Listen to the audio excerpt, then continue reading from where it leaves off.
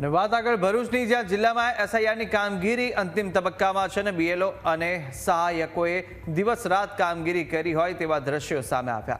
કચેરીમાં જ ગાદલું પાથરી બીએલઓ અને સહાયકોએ કામગીરી કરી છે.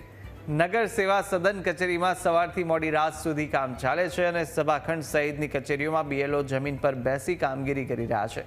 ભરૂચ જિલ્લામાં 99.81% મતદારોના એન્યુમરેશન ફોર્મ ડિજિટાઇઝેશનની કામગીરી પૂર્ણ થઈ. 83.35% મતદારો દ્વારા ફોર્મ પર જમા કરાવી અને અપલોડ કરવામાં આવ્યા. વ્યક્તિઓ છે જેને પોતાની 2002 ની કોઈ વિગતો નથી આપી એને જ નોટિસ ઇસ્યુ કરવામાં આવશે અને સતત એ પ્રક્રિયા ચાલુ છે કે અમને જો એનો ડેટા મળી જાય તો એને અમે બરાબર આ વસ્તુમાંથી એને બાકાત રાખીશું. હવે નમ્ર અપીલ છે કે ભાઈ જો 2 દિવસ બાકી છે, 10 તારીખ ને 11 તારીખ, એટલે જેટલા બી ભરૂચના વાસીઓ હોય જેને હજુ પોતાનું મતદારી ફોર્મ ગણતરી ફોર્મ જે પાછું ના આપ્યું હોય તો પાછું આપી દે, જેથી એમનું નામ ડ્રાફ્ટ યાદીમાં 16 તારીખે પ્રસિદ્ધ થઈ જાય. જો કોઈ બી વ્યક્તિ પોતાનો ફોર્મ પાછો સબમિટ કરશે નહીં તો એ માણસનું નામ મતદાર યાદીમાંથી કમી થઈ જવાનું રહેશે.